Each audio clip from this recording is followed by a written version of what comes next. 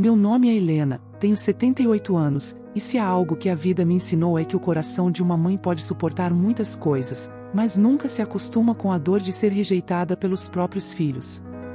Eu nunca pensei que chegaria um dia em que teria de me sentar diante de estranhos para contar algo tão íntimo e doloroso, mas talvez seja necessário, porque silêncio demais corrói por dentro.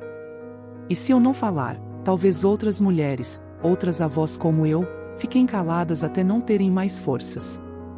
Então, hoje, quem escuta a minha voz vai ouvir também os ecos de tantas outras. Eu nasci no interior da Pensilvânia, em uma casinha simples, filha de lavradores. Minha infância foi de trabalho duro, mas também de pequenos encantos, correr pelos campos de milho, sentir o cheiro da terra molhada depois da chuva, ouvir minha mãe cantarolar enquanto cozinhava o pão que perfumava toda a casa. Eu cresci acreditando que família era o bem mais precioso, que era a âncora que nos segurava quando o mundo parecia desabar. Talvez por isso eu tenha dedicado minha vida inteira a dar tudo de mim para os meus filhos.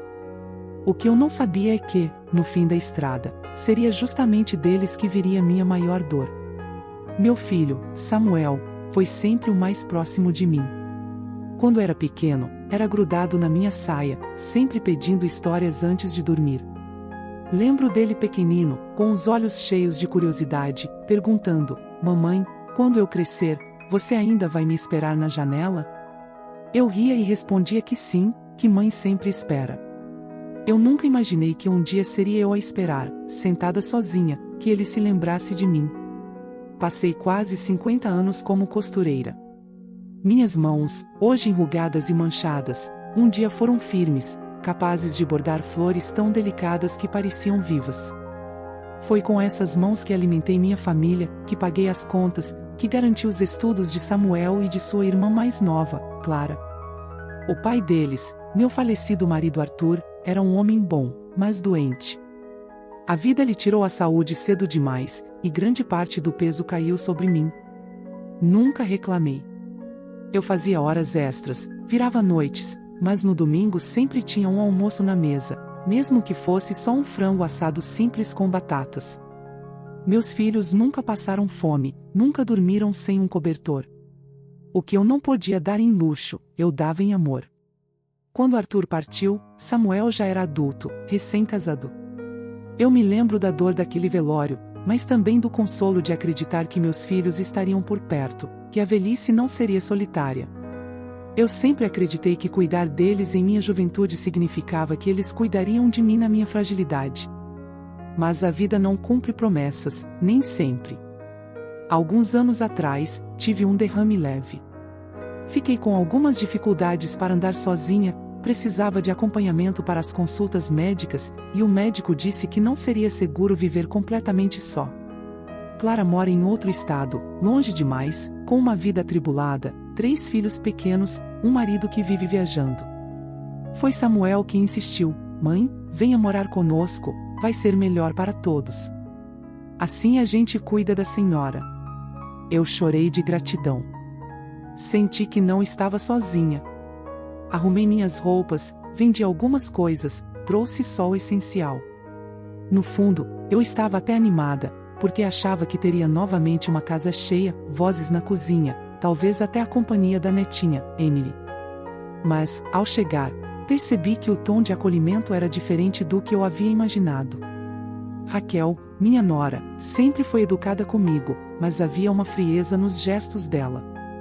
Um aperto de mão rápido, um sorriso sem brilho. Eu tentei não ligar.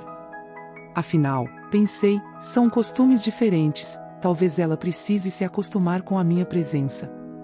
Mas logo percebi que eu não era vista como visita, muito menos como família. Eu era vista como um peso.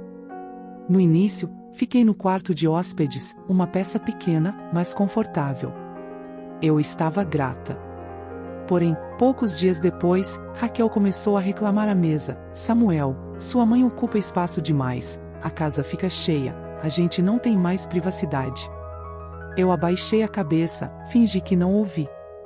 Samuel tentou me consolar depois, dizendo que ela só estava estressada com o trabalho, que passaria. Mas não passou.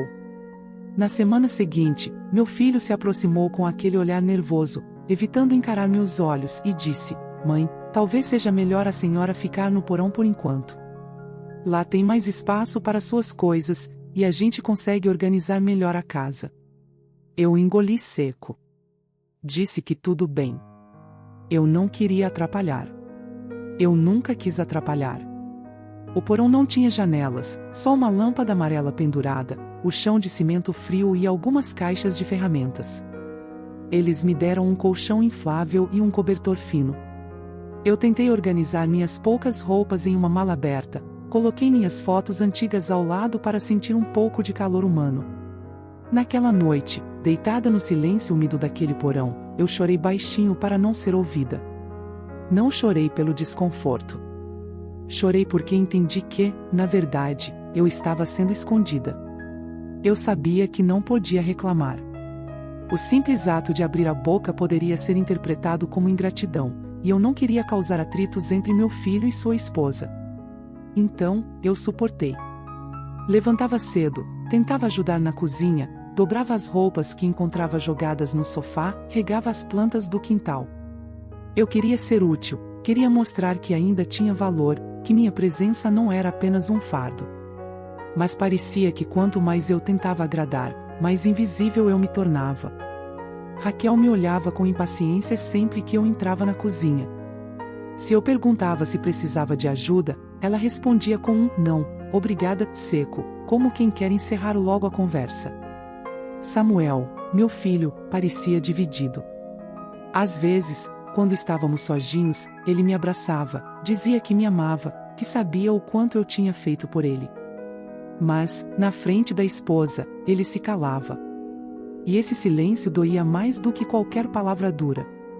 Eu passava muitas horas sozinha no porão, ouvindo os passos da família no andar de cima. À noite, escutava o riso da minha netinha, Emily, correndo pelo corredor. Como eu queria brincar com ela, contar histórias como fazia quando Samuel era pequeno. Mas cada vez que eu tentava me aproximar, Raquel surgia com uma desculpa: Emily está cansada, não pode agora. Ou então, ela tem lição de casa, não atrapalhe. Com o tempo, a menina começou a me olhar como se eu fosse uma estranha. E eu, que tanto sonhei em ser uma avó presente, me senti apenas uma sombra. Certa vez, juntei coragem e preparei uma torta de maçã. Era uma receita antiga, que aprendi com minha mãe, e que Samuel adorava quando criança. Passei a tarde toda mexendo a massa com as mãos cansadas, cortando as maçãs em fatias fininhas, espalhando canela por cima.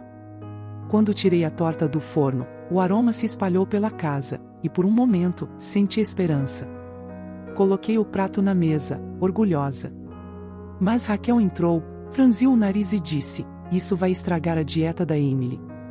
A gente não precisa disso agora. Pegou a torta e colocou na geladeira sem sequer provar. Samuel abaixou os olhos, em silêncio. Eu voltei para o porão, e lá comi sozinha uma fatia fria, tentando saborear não apenas o doce, mas também a lembrança de tempos melhores. Os dias foram passando, iguais e pesados. Eu já não me reconhecia no espelho. Meus olhos estavam sempre vermelhos de chorar escondido. Eu me perguntava: onde foi que eu errei? Será que amei demais? Será que mimar meu filho o fez esquecer que também sou gente?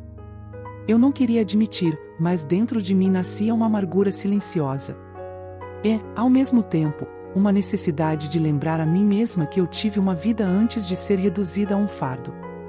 Então comecei a falar sozinha no porão, relembrando memórias. Lembrava do primeiro vestido que costurei sozinha, com apenas 14 anos, para minha irmã mais velha. Recordava os bailes simples da cidade, onde eu e Arthur nos conhecemos. Ele me pediu para dançar ao som de uma música que quase ninguém lembrava, e eu, tímida, aceitei. Aquela dança mudou meu destino. Arthur nunca foi homem de muitas palavras, mas o jeito como ele segurava minha mão me fazia sentir que eu era a única pessoa no mundo. Quando ele ficou doente, passei noites ao lado dele no hospital, segurando sua mão da mesma forma. Eu repetia: você não está sozinho. Talvez por isso a solidão que eu senti agora fosse tão cruel, porque eu sabia o valor de não deixar alguém sozinho. E era justamente isso que estavam fazendo comigo.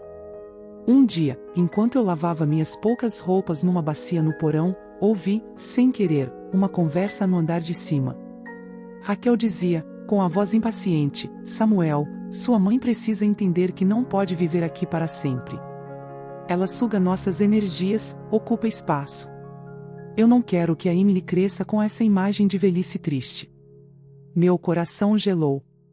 A resposta de Samuel foi quase um sussurro: eu sei, mas o que você quer que eu faça? Senti como se um abismo se abrisse sob meus pés. Eu não era mais vista como mãe, como avó, como ser humano. Eu era apenas um incômodo a ser removido. Naquela noite, deitada no colchão inflável, eu pensei muito. Pensei em como passei a vida acreditando que o amor era suficiente, que se eu desse tudo de mim, teria em troca cuidado e gratidão. Mas a vida não é uma troca justa. E eu entendi que talvez a minha última lição fosse aprender a soltar. Eu precisava decidir se continuaria me escondendo naquele porão, ou se levantaria com a pouca dignidade que me restava para buscar outro caminho. No dia seguinte, juntei minhas forças e fui até a sala. Samuel estava no sofá, mexendo no celular.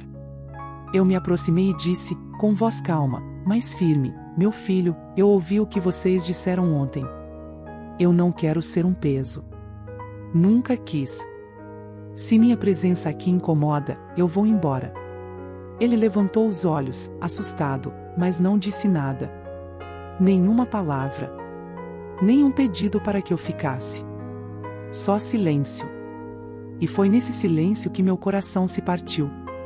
Voltei ao porão, arrumei minhas poucas roupas na mala, peguei minhas fotos antigas e o terço que minha mãe me deu quando eu era menina. Sentei na beira do colchão e fiquei olhando em volta. Aquele espaço frio e úmido tinha sido chamado de meu quarto, mas não passava de um esconderijo para o incômodo que eu representava. Respirei fundo e disse a mim mesma: basta. Quando subi as escadas com a mala na mão, Raquel fingiu surpresa: vai aonde? Eu respondi: não se preocupe, não vou atrapalhar mais. Cada um segue sua vida. Ela não insistiu. Samuel apenas me olhou, sem coragem de segurar meu braço. Talvez dentro dele houvesse conflito, talvez arrependimento, mas não houve ação. E, naquele instante, eu entendi que o menino que um dia perguntou se eu esperaria por ele na janela não existia mais. Saí pela porta com um coração pesado, mas também com uma estranha sensação de liberdade. O sol bateu no meu rosto, e por um momento, senti que a vida ainda me chamava lá fora, longe daquele silêncio sufocante. Eu não sabia para onde iria, não tinha um plano. Mas sabia que, se permanecesse ali, eu deixaria de existir por dentro. Eu caminhei até o ponto de ônibus arrastando minha mala velha, aquela que já tinha perdido um zíper e que rangia a cada passo como se também sofresse comigo. As pessoas passavam apressadas, ninguém me notava. Era como se eu fosse invisível naquele mundo que girava rápido demais para reparar numa senhora com os olhos cheios de lágrimas. Quando o ônibus chegou, sentei-me no banco de trás e encostei a testa na janela. A cidade passava diante de mim, os prédios, os letreiros luminosos, os jovens rindo em grupos. Eu me sentia uma peça deslocada, um objeto esquecido em uma estante cheia de novidades. Na minha cabeça, imagens do passado vinham como um filme antigo. Lembrei do dia em que me mudei para a casa que Arthur comprou com tanto sacrifício. Era pequena, mas era nossa. Tinha um jardim onde eu plantei roseiras e um quintal onde Samuel corria descalço. A cada parede que pintávamos juntos, parecia que estávamos construindo não apenas uma casa, mas um lar. Quantas vezes eu preparei sopas para Samuel quando ele estava resfriado, quantas vezes Arthur consertou o telhado para que não chovesse dentro. E agora, tudo aquilo estava fechado, abandonado, como se não tivesse mais valor. Foi nesse ônibus, com o coração esmagado, que tomei a decisão: eu precisava voltar para minha casa. Não para morar, pois minhas forças já não eram as mesmas, mas para me despedir dela de forma digna. Aquela casa guardava minhas memórias, meu suor, meus sonhos. E se era para deixar algo de herança, que fosse o fruto do meu trabalho, não a imagem de uma mulher encolhida em um porão. cheguei até o bairro e caminhei lentamente pelas ruas conhecidas. Cada esquina tinha uma lembrança. O mercadinho onde eu comprava pão, a pracinha onde Samuel aprendeu a andar de bicicleta, a igreja onde cantei tantas vezes no coral. Quando dobrei a rua da minha casa, senti um nó na garganta. O portão estava enferrujado, o jardim tomado por mato, as janelas fechadas. Mas ali ainda pulsava a essência de tudo que vivi. Encostei a mão no portão e sussurrei: voltei. Passei horas caminhando pelos cômodos. O chão rangia, mas cada rangido me lembrava de uma risada, de um jantar, de um Natal em família. Sentei-me na sala vazia e fechei os olhos.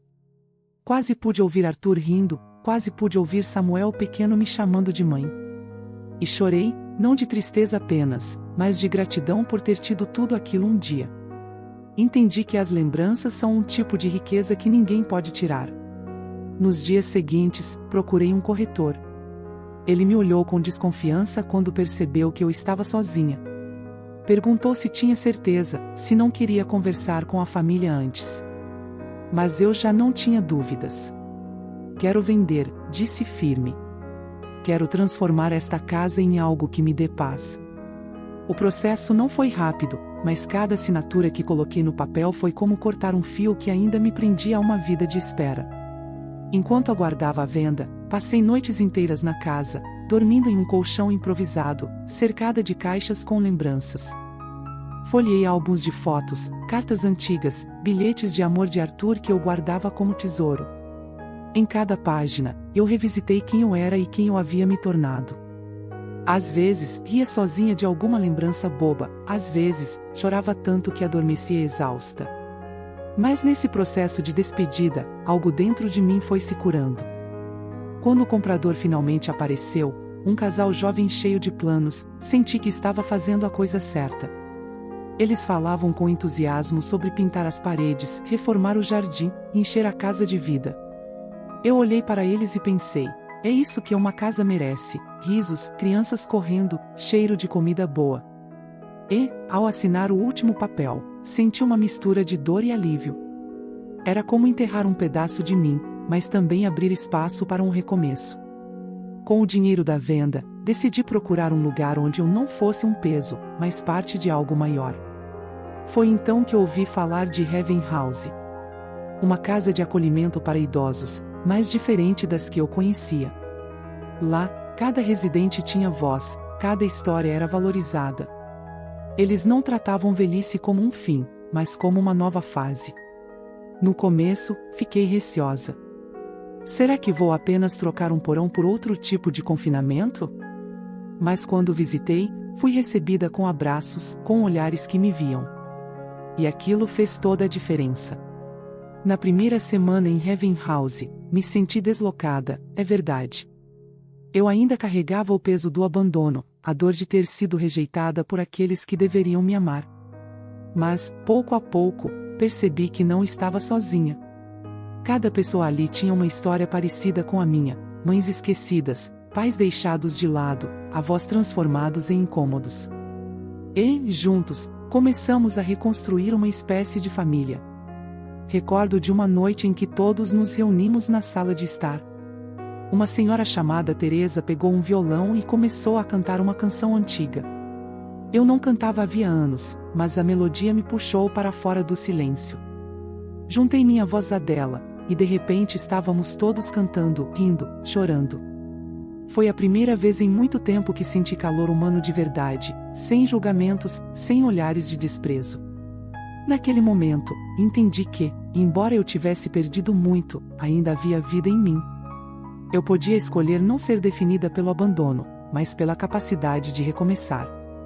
E essa foi a decisão mais difícil e mais libertadora que já tomei. Os primeiros meses em Heaven House foram como aprender a respirar de novo. Eu ainda carregava a sombra do que vivi, ainda acordava algumas noites com o coração apertado, lembrando das palavras duras de Raquel ou do silêncio de Samuel. Mas, aos poucos, a rotina do lugar começou a me devolver um pedaço de mim mesma que eu acreditava perdido. Havia um jardim enorme, cheio de flores coloridas e bancos de madeira. Eu costumava sentar ali todas as manhãs, sentindo o sol aquecer minha pele enrugada. O simples fato de ser tocada pelo calor do sol, sem ninguém me mandar de volta para um porão, era um presente. Conheci pessoas incríveis ali. Dona Teresa, que tinha uma risada tão alta que ecoava pelos corredores, me ensinou a rir das pequenas coisas outra vez. Seu Augusto, ex-professor de história, passava horas me contando sobre batalhas, reis e impérios, e eu percebia que, apesar da idade avançada, sua mente ainda era uma biblioteca viva. E havia também Helena, uma senhora quieta, que no início mal falava comigo. Um dia, descobri que ela pintava quadros escondida no quarto. Quando vi suas telas cheias de cores vibrantes, percebi que cada um de nós carregava uma chama secreta, esperando a chance de se acender. Eu comecei a contar minha história para eles, tímida no começo. Não queria parecer vítima, não queria que tivessem pena de mim. Mas quando abri a boca e deixei escapar a dor, descobri que ali ninguém me julgava. Pelo contrário, muitos se viam em minhas palavras. Também fui esquecida, dizia uma. Também senti que não tinha mais lugar na vida da minha família, dizia outro. E, nesse compartilhar de dores, nasceu algo bonito, pertencimento. Heaven House tinha atividades todos os dias. No início, eu recusava muitas, achando que não tinha mais energia. Mas um dia, Teresa me puxou pela mão e insistiu: venha comigo na aula de música. Entrei na sala sem expectativas, mas quando ouvi os primeiros acordes do piano, algo dentro de mim se aqueceu. Eu lembrava das cantigas que minha mãe cantarolava enquanto costurava, lembrava de segurar Samuel no colo e ninar com melodias inventadas. E, quando percebi, minha voz saiu, trêmula, mas viva. As pessoas aplaudiram, e eu senti um orgulho que não sentia havia anos. Com o tempo, voltei a escrever também. Sempre gostei de anotar pensamentos em cadernos, frases soltas, poesias que nasciam sem pedir licença. Um dos cuidadores, um rapaz chamado Miguel, me viu escrevendo e me trouxe de presente um caderno novo, de capa florida. Disse: suas histórias merecem espaço. Aquilo me tocou profundamente, porque era como se alguém dissesse: você ainda tem o que oferecer. E, pela primeira vez em muito tempo, eu acreditei. Eu refletia muito sobre Samuel e Raquel. Não vou mentir, ainda doía. O abandono de um filho é uma ferida que nunca cicatriza completamente. Mas comecei a entender que não podia viver prisioneira dessa dor. Se eu ficasse revivendo cada detalhe, me tornaria amarga. E eu não queria que a lembrança de mim fosse a de uma mulher amargurada.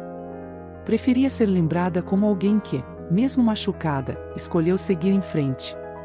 Um dia, recebemos a visita de um grupo de jovens voluntários. Eles sentaram conosco, ouviram nossas histórias, fizeram perguntas. Uma moça de cabelos cacheados, chamada Ana, me olhou nos olhos e disse: a senhora fala com tanta verdade. Eu queria que minha avó estivesse viva para ouvir a senhora. Aquilo me emocionou de uma maneira que não consigo explicar. Era como se, em meio a estranhos, eu encontrasse netos que a vida me negou. Comecei a sentir que eu ainda tinha uma missão. Eu podia compartilhar minhas memórias, minhas dores e minhas superações, não como um lamento, mas como uma herança invisível. Cada palavra dita, cada lembrança partilhada, poderia ser uma semente no coração de alguém mais jovem. E isso me deu um novo sentido de existir. Lembro-me especialmente de uma tarde em que sentei com Emily, uma das cuidadoras mais novas, que também tinha esse nome tão parecido com o da minha neta. Ela pediu que eu lhe contasse uma história da minha juventude. Eu fechei os olhos e falei sobre o dia em que dancei com Arthur pela primeira vez. Enquanto descrevia cada detalhe, o vestido simples que eu usava, o nervosismo em minhas mãos, a música que tocava baixinho, percebi que sorria de verdade. E Emily, ouvindo atenta, disse: é como se eu tivesse visto essa cena. Obrigada por me deixar entrar no seu passado. E eu pensei: talvez minha vida tenha sido cheia de cicatrizes, mas também foi repleta de cenas que valem a pena ser lembradas. A cada dia que passava, eu me sentia menos como uma mulher rejeitada e mais como alguém que renascia. Heaven House não apagava minhas dores, mas me mostrava que havia vida além delas. Eu podia escolher onde colocar meus olhos, nas portas que se fecharam ou nas janelas que ainda estavam abertas. E eu decidi olhar para as janelas. Certa noite, deitada na minha cama arrumada, com cobertas limpas e o som distante de vozes amigas, percebi que já não me sentia invisível. Eu existia. Eu era vista, ouvida, respeitada. E isso era mais do que eu podia pedir. Com o tempo, aprendi que as perdas fazem parte da vida, mas que a forma como lidamos com elas é o que define nossa essência. Eu poderia ter me deixado definhar naquele porão, aceitando a ideia de que já não tinha mais utilidade. Mas escolhi levantar, mesmo com as pernas cansadas, e buscar um novo caminho. E, ao fazer isso, encontrei mais do que um lugar para viver, encontrei um lar para minha alma. Muitas vezes me perguntam se ainda penso no meu filho. A resposta é sim. Todos os dias. Não há mãe que esqueça o filho, mesmo quando o coração sangra. Eu lembro de Samuel pequeno, correndo no quintal, trazendo flores desajeitadas para mim, dizendo que me amava. É essa lembrança que guardo, porque sei que a vida, os medos, as escolhas e até as influências podem mudar as pessoas. Mas no fundo, acredito que em algum lugar dentro dele ainda existe aquele menino que me chamava de minha heroína. Não sei se um dia ele vai se lembrar de mim dessa forma. Mas eu escolho me lembrar dele assim. Às vezes penso em Raquel também. No início, minha mente só guardava rancor. Mas hoje, com mais calma, entendo que talvez ela também tenha suas próprias dores, suas próprias inseguranças. Não justifico o que ela fez, mas compreendo que cada pessoa age de acordo com o que carrega por dentro. E, se eu continuar alimentando apenas o ódio, a única a sofrer serei eu. Então, escolhi o perdão.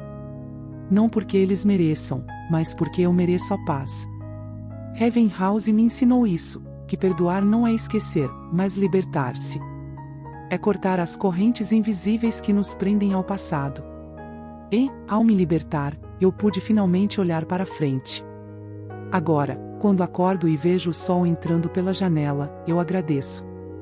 Quando sento no jardim e sinto o perfume das flores, eu agradeço. Quando conto minhas histórias e vejo jovens e idosos emocionados, eu agradeço. Porque percebi que ainda há beleza, mesmo depois de tanta dor. Outro dia, uma jovem voluntária me perguntou qual era o maior aprendizado da minha vida. Pensei por um momento e respondi, que o amor verdadeiro não se mede pelo retorno. A gente ama porque é da nossa natureza amar. Às vezes não recebemos de volta. Às vezes, somos até feridos por aqueles que amamos. Mas, ainda assim, o amor deixa marcas boas, mesmo quando não é correspondido. Ela sorriu, e eu vi em seus olhos que minhas palavras tinham encontrado um lugar para ficar. Escrevi muito nos últimos tempos. Páginas e mais páginas de memórias, de pensamentos, de reflexões. Miguel, o cuidador, me disse que eu deveria transformar isso em um livro. Ri da ideia, mas no fundo, gostei. Quem sabe um dia outras pessoas possam ler e entender que envelhecer não é desaparecer, e que cada ruga guarda uma história. Talvez meu maior legado não seja uma casa ou uma herança material, mas as palavras que saem da minha alma. Eu já não tenho medo da solidão. Aprendi que estar sozinha não é o mesmo que ser esquecida. Posso estar só em alguns momentos, mas nunca mais me sentirei invisível, porque agora reconheço o meu próprio valor. E quando me olho no espelho, vejo uma mulher que sofreu, que chorou, mas que também se levantou. Uma mulher que não desistiu de existir. Se hoje alguém me perguntasse como resumiria minha vida, eu diria que ela foi feita de sacrifícios e de dores, sim, mas também de amor profundo e de esperança teimosa. E é isso que me sustenta. Porque, no fim, não são os bens que importam, nem os títulos, nem os lugares. O que fica são os gestos de cuidado, os abraços dados, as histórias contadas. Quero que quem ouve minha voz agora saiba de uma coisa: nunca permitam que o silêncio dos outros apague sua própria voz. Nunca deixem que a indiferença faça vocês acreditarem que não tem valor. Somos feitos de memórias, de sentimentos, de sonhos. E enquanto tivermos força para lembrar e para sonhar, ainda estamos vivos. Eu caminho para o fim da minha estrada com o coração mais leve. Não porque tudo foi justo ou perfeito, mas porque escolhi transformar a dor em lição. E porque aprendi que a verdadeira vitória é manter o coração humano, mesmo quando ele foi partido. Hoje, quando me sento no jardim de Heaven House e sinto o vento brincar com meus cabelos brancos, fecho os olhos e agradeço. Agradeço a Arthur, que me ensinou o que era o amor. Agradeço a Samuel, que me mostrou que até as decepções nos fazem crescer. Agradeço a cada lágrima, porque foi através delas que aprendi a sorrir novamente. E agradeço a mim mesma, por nunca ter desistido de ser quem sou. Se algum dia minha neta ouvir minha história, espero que ela entenda que eu nunca deixei de amá-la, mesmo de longe. E que, se eu pudesse deixar uma mensagem para ela e para todos os jovens, seria esta: cuidem dos seus mais velhos, ouçam suas histórias, aprendam com suas rugas. Porque um dia, todos nós seremos memória. E cabe a cada um decidir se essa memória será de abandono ou de amor. E assim sigo, vivendo cada dia como se fosse um presente. Não sei quanto tempo me resta, mas sei que o que tenho é precioso. E, enquanto eu puder, continuarei contando minha história, para que ninguém mais acredite que ser velho é ser descartável. Somos feitos de eternidade escondida nos detalhes. E eu, mesmo com meu corpo cansado, ainda carrego uma alma cheia de vida.